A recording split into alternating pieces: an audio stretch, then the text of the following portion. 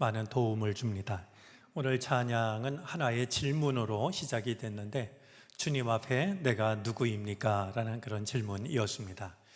물론 찬양 가사지만 우리가 늘 물어야 될 중요한 질문이라는 생각이 듭니다. 제가 태어나서 자라난 그 교회, 고향교회죠. 고향교회 목사님은 여자 목사님이셨습니다. 우리 한국에서 거의 최초의 여자 목사님 중에 한 분이셨는데요. 그분은 기도하실 때마다 이렇게 설교하기 전에 꼭 기도하고 설교하셨는데 그 기도하실 때마다 늘 드리던 기도가 있었습니다. 벌레만도 못하고 마른 막대기만 못한 제가 섰으니 저를 도와달라라는 그런 기도셨는데요. 그분의 그 기도가 오늘 찬양을 들으면서 다시 한번 생각이 납니다. 주님 앞에 내가 누구입니까? 한번 우리가 그 질문 앞에 섰으면 좋겠다 생각이 듭니다. 제가 일전에 후배 목사님 목회하는 곳에 방문한 적이 있는데 그 스탠드, 이렇게 불 켜는 스탠드에 작은 이렇게 글씨가 붙여져 있더라고요. 그래서 뭔가 이렇게 봤더니 한문이었는데요. 이런 구절이었습니다. 1등 능제 천년암이라는 이런 글씨였는데요. 1등, 등 하나가 능제, 능이 물리친다. 천년암, 천년의 어둠을 물리친다. 이런 뜻이었습니다. 그러니까 등 하나가 천년의 어둠을 이렇게 지운다라는 뜻이었는데 우리가 하나님의 말씀 앞에서 누릴 수 있는 은혜가 그런 거 아니겠나. 우리 마음속에 아무리 큰 어두움이 있어도 말씀의 빛이 우리의 어둠을 물리치시는, 이것이 말씀을 통해서 주시는 은혜라고 여겨집니다. 때마다 예배를 드리고 말씀을 나누는데 오늘도 그런 은혜를 우리가 누릴 수 있게 되기를 바랍니다. 자, 오늘 나눌 이야기는 먼저 우리 부자와 빈자, 비교적 짤막한 얘기인데요. 우리 먼저 부자와 빈자, 빈자와 부자라는 짧은 글을 읽고서 우리가 이야기를 나누고 말씀을 생각하도록 하겠습니다. 자, 빈자와 부자, 오늘 누가 좀 읽어주시겠습니까? 길지 않은 글인데 누가 좀 읽어주면 어떨까요?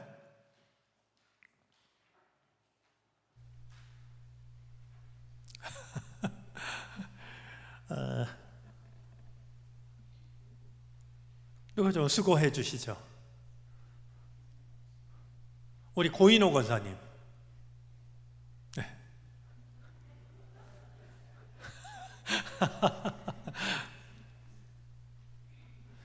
요새 혼자 지내고 계시는데 같이 기도해 주시기를 바라고요. 우리 노래만 잘하지 않고 아마 음성이, 글을 읽는 음성이 제가 궁금해서. 네. 자, 우리 한번 같이 글을 보겠습니다.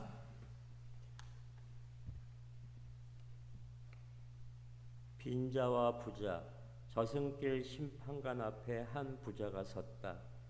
세상 살 때 그러했듯 그는 위세가 당당했다. 그를 본 심판관이 말했다.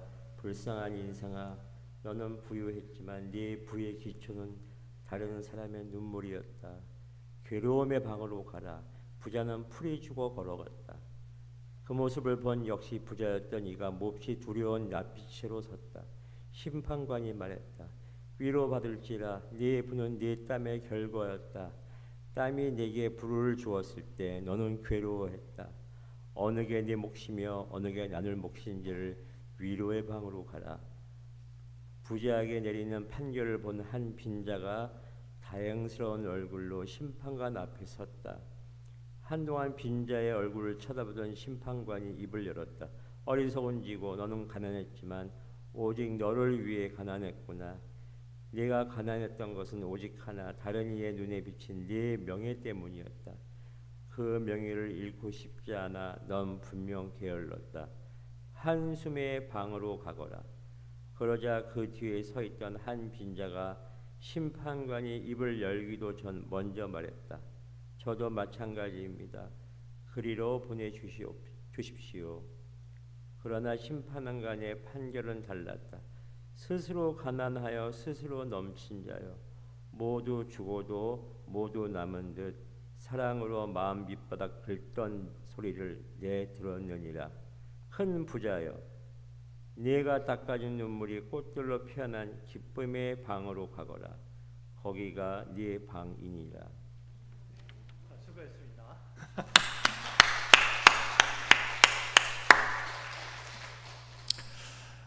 우리 성경에는 임금께서 마태복음 25장에 의하면 임금께서 이제 마지막 심판 때 양과 염소를 구분하십니다. 이게 참 놀라운 얘기인데요.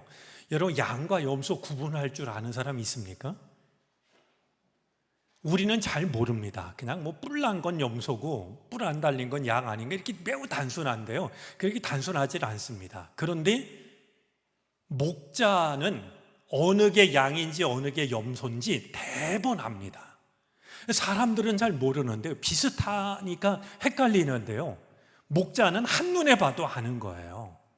근데 우리를 심판하시는 그분이 이제 이렇게 애매하게 보시는 분이 아니라 목자장 되시는 임금이 이제 누가 구원받을 양일지 누가 멸망당할 염소인지를 이제 판단하시는 그런 내용이죠.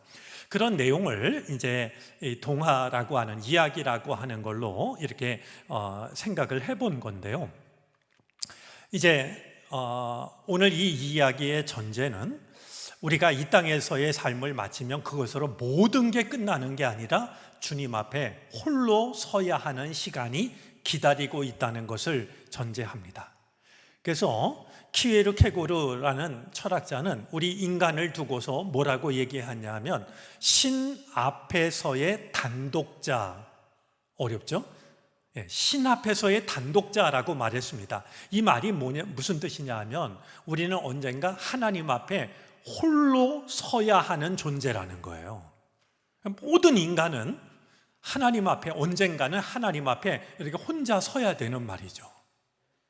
그래서 예수님께서도 천국으로 가는 그 길을 좁은 길, 좁은 문이라고 말씀하십니다. 여러분, 좁은 길, 좁은 문이 뜻하는 것 중에 하나가 뭐냐 하면은요, 천국은 단체로 갈 수가 없다는 거예요.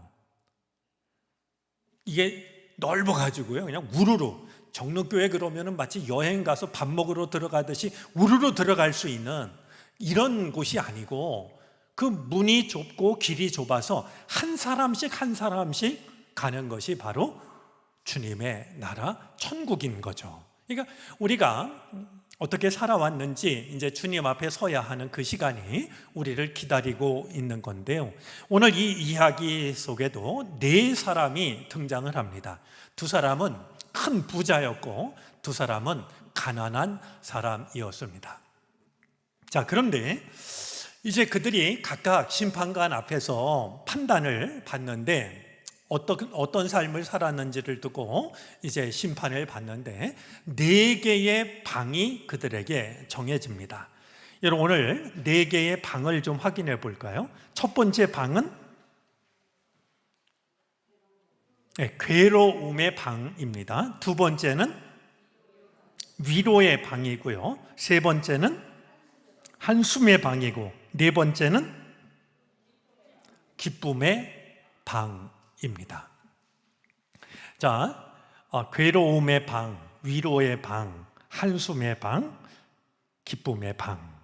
이제 그 4개의 방으로 나누어지게 되는데, 그 방으로 가는 사람들을 보면 그들이 어떤 삶을 살아왔는지 그것에 따라서 결정이 된다. 또 그들이 어떤 마음을 가지고 있었는지에 따라서 결정이 된다라고 하는 걸 우리는 보게 됩니다. 자, 오늘 이야기를 가지고 우리가 몇 가지를 좀 같이 한번 서로 이야기를 나눠보도록 하겠습니다. 자, 여러분 생각에 만약에 양과 염소를 나누듯이 그것이 아니라 하나님 앞에서 우리가 심판을 받을 때 이렇게 4개의 방으로 나누어진다라고 하면 여러분 생각에 어떤 방에 사람들이 가장 많이 몰릴까요? 이건 자기가 원하는 게 아니라 이제 그 심판을 받고서 방이 정해진다라고 하면 어떤 방에 사람들이 가장 많을 것 같으세요?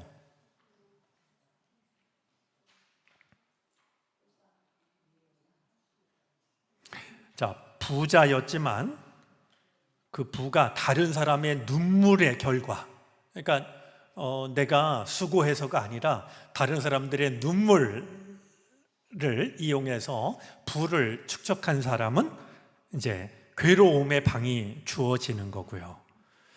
위로의 방은 내가 최선을 다해서 많은 것을 이제 얻고 누렸는데 그걸 두고서 괴로워했던, 어떤 게 내 몫이고 어떤 게 나눌 몫일까, 이걸 진지하게 고민했던 사람이 가는 방이 위로의 방이고, 또 자신의 명예를 지키기 위해서 최선을 다하지 못했던 그 사람이 가는 방이 한숨의 방이고, 이제 내가 닦아준 눈물이 꽃들로 피어난 그 사람이 가는 방이 이제 기쁨의 방인데, 굳이 인생을 이렇게 나눈다면 어느 방에 사람이 가장 많이 몰릴까요?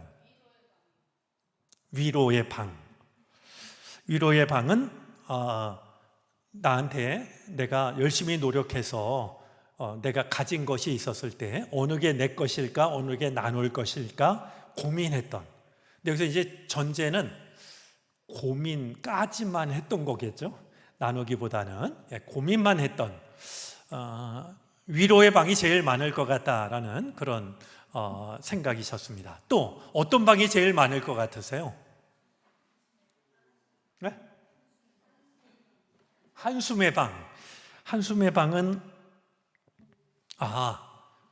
다른 사람 눈에 비친 나의 명예 때문에 게을렀던, 최선을 다하지 않았던, 그리고 최선을 다하지 않았던 그걸 스스로 핑계 삼았던 그 사람에게 주어지는 방이 위로의 방인데, 이 방도 제가 볼 때는 꽤 사람들이 많을 것 같은 그런 생각이 듭니다. 또 다른 생각 가지신 분 있습니까? 어느 방이 제일 사람들이 북적일까? 네? 어느 방이? 기쁨의 방. 그러면은 두 번째 질문을 할게요. 만약에 내가 하나님 앞에 선다면 하나님은 나에게 어떤 방으로 가라고 하실 것 같으세요?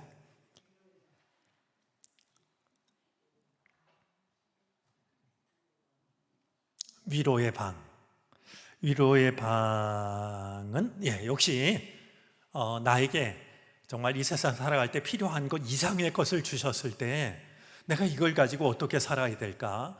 어떤 게 나를 위해 쓸 수 있는 걸까? 어떤 게 이웃을 돌봐야 되는 걸까? 그것을 고민했던 위로의 방.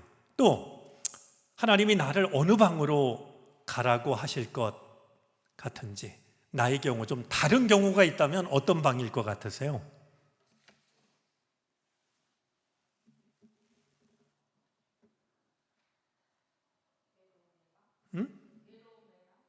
괴로움의 방. 괴로움의 방은 그냥 내가 가진 소유를 가지고 당당했던, 그러니까 이 방도 내가 선택할 수 있을 거라고 잘못 생각했던 그런 경우인데요.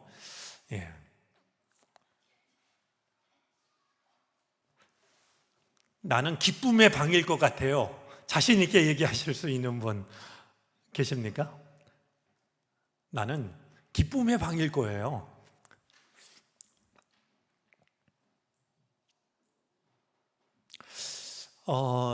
우리가 오늘 이야기를 대하면서 내가 하나님 앞에 홀로 섰을 때 나의 모든 것을 아시는 주님께서 네 방은 기쁨의 방이니까 기쁨의 방으로 가라, 이 말을 들을 수 있다면 얼마나 좋을까, 그런 생각은 드는데, 과연 우리가 그런 삶을 살고 있을까 하는 것을 생각하면 자신이 없어집니다.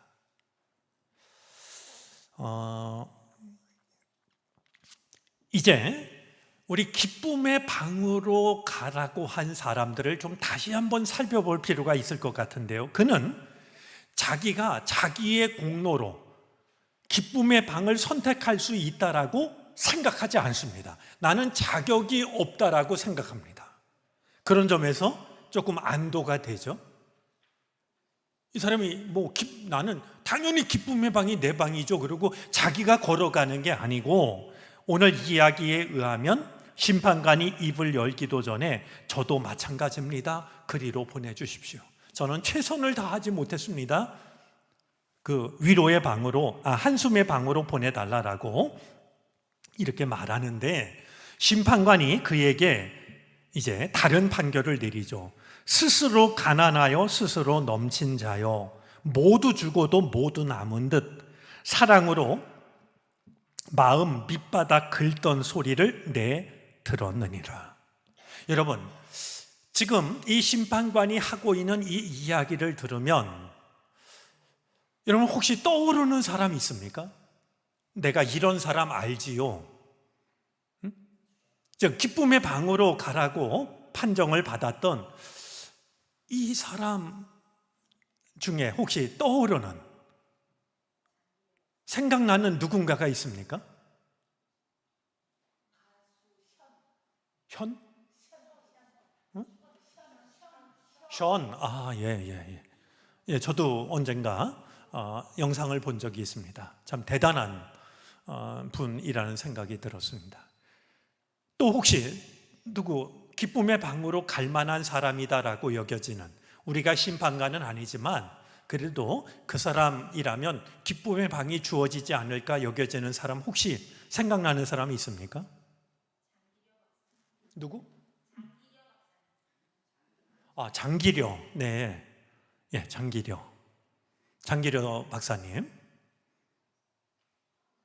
우리 북콘서트를 했고 혹시 그분에 대해서 지금도 여전히 관심 갖는 분이 있으면 우리 사무실에서 장기려 평전 책을 구입할 수 있습니다.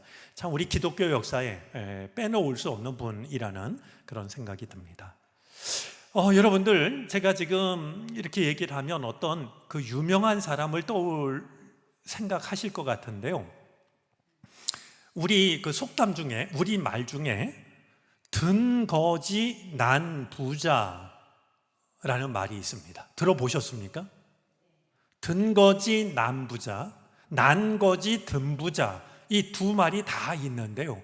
무슨 뜻이냐 하면은요, 든 거지 난 부자라는 말은 무슨 뜻이냐면 바깥으로 나가면 대단한 부자 같은데 실제로는 가난한 사람,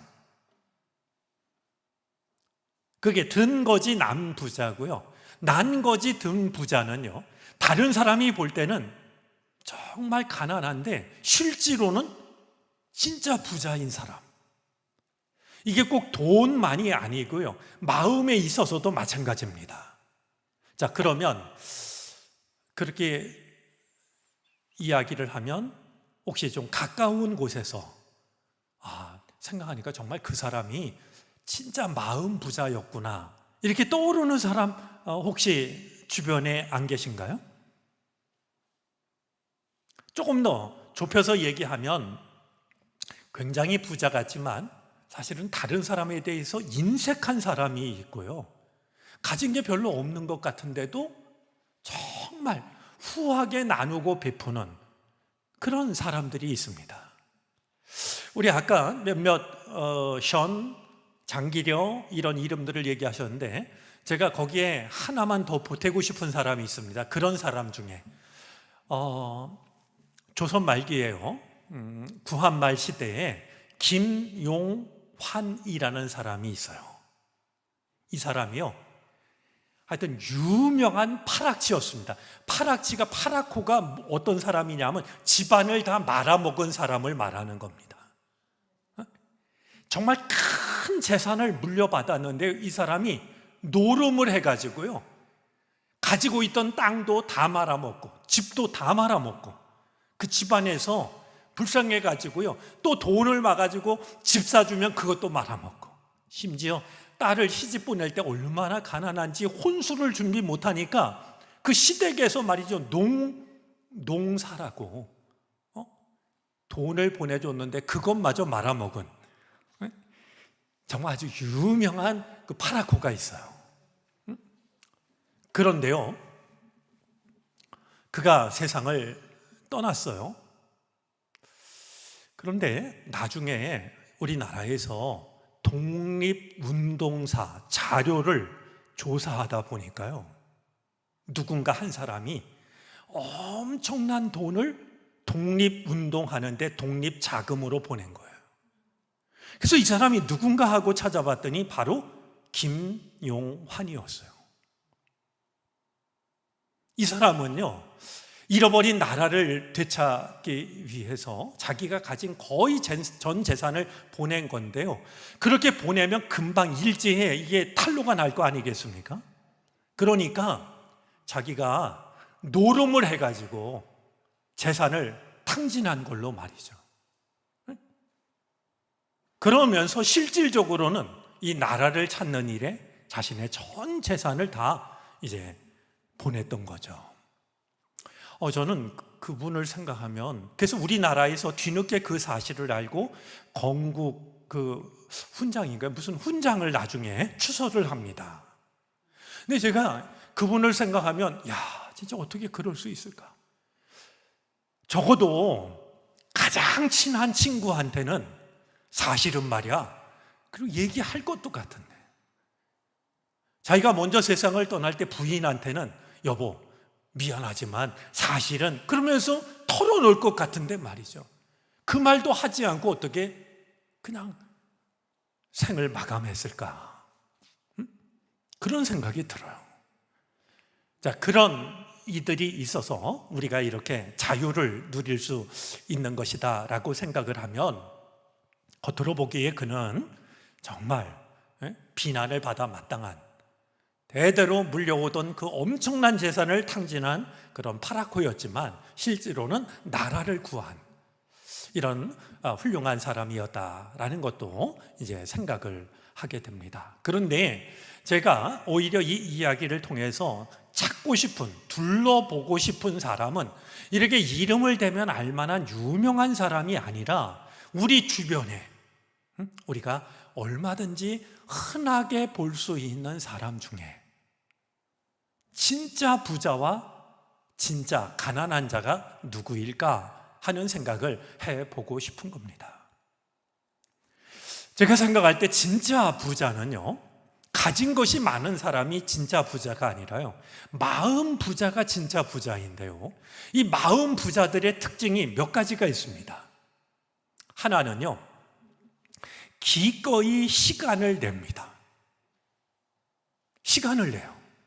그래서 누가 아프다거나, 누가 어렵다거나, 누가 외롭다거나, 누가 힘든 일을 만났다거나 그러면 얘기를 듣기만 하지를 않습니다. 시간을 내서 찾아갑니다. 그리고 시간을 낼 뿐만 아니라 마음을 나눌 수 있는, 자신의 소유욕에 갇히지 않고요, 마음을 나눌 수 있는 방법을 찾아냅니다. 제가 목회를 하면서 가장 감동적인, 잊을 수 없는 그 한 순간이 있는데요, 제가 단강마을에서 목회할 때인데요, 이 단강마을이 어떤 곳이냐 하면 충주댐에서 물길로 1시간 거리가 단강입니다. 그래서 홍수가 나잖아요. 우리나라 홍수 대책이 어떠냐 하면은요, 저 남한강에 있는 충주댐, 다목적댐이죠, 충주댐과 저 북한강에 있는 댐을 동시에 다 열면 서울이 물바다가 돼요. 그러니까 어떻게 하냐 하면 저 북한강 쪽에 있는 수문을 일단 다 열고요, 그동안 이 충주댐, 그게 굉장히 크거든요, 충주댐을 막아 놓는 거예요. 서울 물난리 안 겪으려고. 그러다가 저 북한강에 있는 물이 어느 정도 빠져나가면 그제서야 남한강에 있는 충주댐을 엽니다. 그러면은요, 몇 날 며칠 비가 와가지고 이제 고생을 하다가 이제 해가 나기 시작하는데 충주댐 문을 열면 1시간이 지난 뒤에 그 물이 단강으로 내려와요. 이 한올은 비가 그쳤는데요, 물난리를 그때부터 겪는 거예요. 여러분, 세상에 무서운 게 물입니다. 강이 저 아래인데요, 이 물이 이제 점점 불어나기 시작하면은요, 바다처럼 보여요. 어른들 말씀에 의하면 이 등이 이렇게 말이죠, 물이 불어나는 게 가운데가 이렇게 뿔룩 올라온 것처럼 보일 만큼 말이죠. 이 물이 점점 올라와 가지고요, 전혀 상관없을 것 같은 신장로를 이 강물이 넘습니다. 동네 앞까지 오는 거예요. 한 번은 그 물이 와가지고요, 동네 초입에 그 뻥투기 공장이 있거든요. 이 뻥투기 공장에 허리쯤까지 찼어요. 그래서 저희가 주일 예배를 뻥투기 공장에 튀겨놓은 그 과자를 말이죠, 어디 둘 데가 없어갖고 예배당 한쪽에 말이죠, 이 과자를 잔뜩 싸놓고 예배를 드린 적도 있어요. 그렇게 무서워요.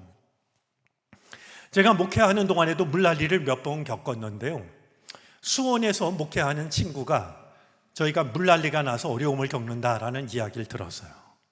이 친구가 라면을 비롯한 생필품을 우리 교회 나오는 사람뿐만 아니라 마을 사는 모든 가구들에 해당하는 생필품을 사서 보내줬어요. 더없이 고마운 일이었고, 저희가 정성껏 인사말을 적어가지고 가정을 다니면서 전해드렸어요. 정말 기가 막힌 게요, 다 벼들이 이제 익어가는 거기에 물이 잠겨가지고요, 잉어가 펄떡펄떡 뛰어요. 그 마을 분들은 그냥 벼농사 망쳤으니까 이제는 매운탕집이나 해야 되겠다고 자기 집 논에서 고기를 잡아 올리는 이런 상황인데요, 한 해 농사 다 망한 거 아니겠습니까? 근데 이 친구가 정성껏 이 위로 물품을 보내줬으니 얼마나 고마운 일이에요. 그래서 저는 그렇게 고맙게 생각을 하고 이제 친구한테 고맙다라고 얘기를 했는데요, 나중에 알았는데요, 그 우리한테 보낸 돈은 그냥 돈이 아니었어요. 젊은 신혼 부부가요, 주일날 예배드리러 왔다가 한 시골에 물난리가 나서 농사를 다 망쳐버린 마을이 있다라는 얘기를 들었어요. 얘기를 들은 이 부부가 사실은 지하 3방에 사는 부부였는데요, 예배 끝나고 나서 저녁 때 목사님한테 뭘 하나 가져왔대요. 보니까 이제 결혼식을 이제 하면서 자기네가 보관했던 폐물을 가져왔다는 거예요. 반지를 비롯한. 그래서 목사님이 그 정성은 좋은데 내가 이거 못 받겠다, 어찌 결혼식 반지를 비롯한 이걸 내가 받을 수 있겠느냐, 이제 이야기를 했다는 거죠. 그랬을 때 이 젊은 부부가 목사님한테 이렇게 얘기했다는 거예요. 우리야 나중에 다시 반지를 해도 되지만 그분들은 지금 돕지 못하면 못 돕는 거 아니냐고. 제가 그 말을 듣고서 이 젊은 부부가 내민 그것을 받았다라는 얘기였어요. 제가 그냥 저희 마을에 필요한 그런 구호 물품을 받은 것만으로도 충분히 고마운 일인데, 젊은 부부의 마음을 뒤늦게 알고서는요, 얼마나 마음에 감동이 됐는지 몰라요. 제가 그 이야기를 우리 교우들께 이야기를 했고, 교우들은 마을 사람들한테 우리가 받은 게 그냥 받은 게 아니라고 그런 이야기를 나눴을 때, 한 해 농사 망치고 슬픔과 절망에 빠졌던 우리 교우들이 혹은 마을 분들이 받았던 위로가 얼마나 컸을까, 그런 생각을 하게 되었죠. 생각하면 그들은 넉넉한 그런 삶은 아니었지만 누군가 어려운 일을 당했다고 했을 때 내가 어떻게 하면 그 어려운 일을 나눌 수 있을까, 이런 것을 생각했던 것이고, 이제 그것을 마음에만 둔 것이 아니라 실천에 옮긴 그런 사람들이었죠.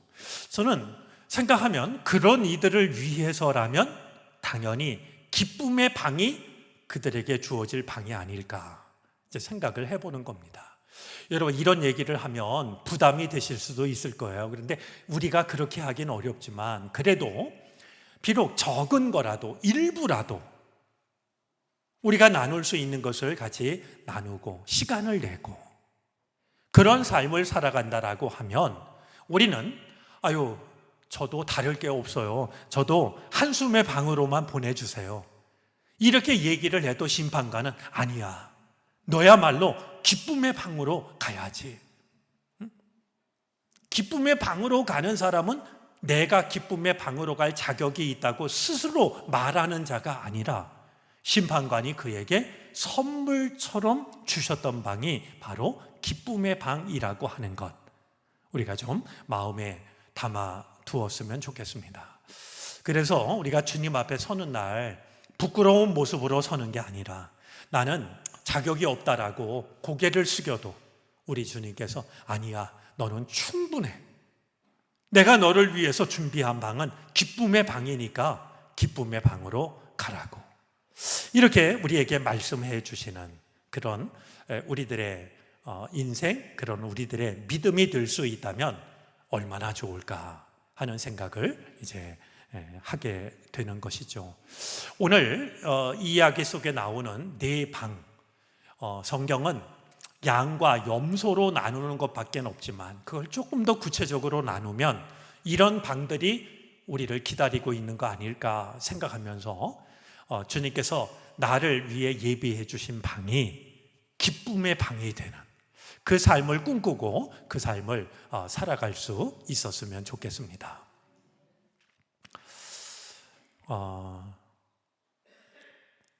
어떤 어린 두 형제가 있었는데요, 동생이 이제 아파서 수술을 받게 됐어요. 형이 동생이 아파서 수술을 받게 되니까 마음이 얼마나 아팠겠어요. 그런데 이제 그 같은 혈액형을 가진 그 피가 필요하다라는 이야기를 듣고 형이 그러면 동생을 위해서 제가 그 헌혈을 할게요. 그래서 이 형의 피를 뽑아가지고 동생 수술하는 데 사용을 했어요. 근데 이제 이 간호사가 말이죠, 이 형에게서 이렇게 피를 뽑았는데 다 뽑은 다음에 간호사가 고무줄을 풀었어요. 그때 이 형이 간호사에게 이렇게 말했다는 거예요. 아니, 피를 뽑고 나면 제가 죽는 게 아니었어요? 이 아이는요, 아직 많은 것을 모르기 때문에 자기 피를 뽑는다라고 하는 것의 의미를 몰랐던 거예요. 피를 뽑으면 자기가 죽는 건 줄 알았어요. 그런데도 이 형은 동생을 살리기 위해서라면 자기 피를 뽑으라고 얘기를 했던 거죠. 그런 누군가를 향한 그런 마음이 우리들에게 아주 사라지지 않았으면 좋겠고요.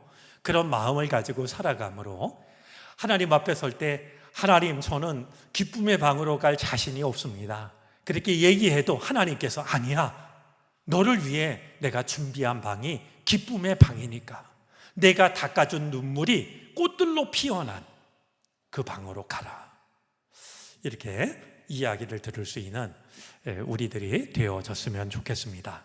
여러분, 오늘 성경 말씀 중에 6장 10절 말씀인데요, 여러분들도 이 말씀을 기억하고 좋아했으면 좋겠습니다. 특별히 9절, 10절 읽었지만 10절 말씀 다시 보면은요, 근심하는 자 같으나 항상 어떻게 하고? 기뻐하고, 가난한 자 같으나 많은 사람을 어떻게 하게 하고? 부요하게 하고, 아무것도 없는 자 같으나 모든 것을 가진 자.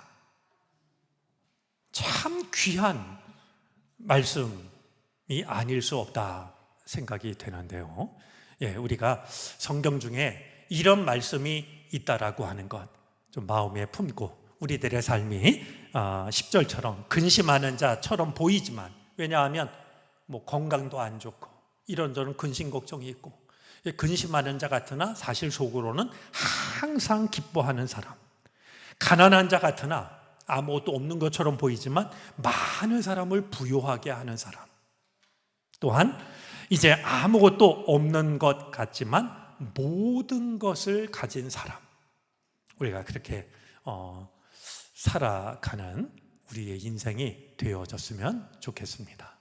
오늘 예배에 참석한 우리 모든 분들이 그런 기쁨의 방을 하나님께서 예비해 주실 만한 사람으로 살아갈 수 있기를 바랍니다.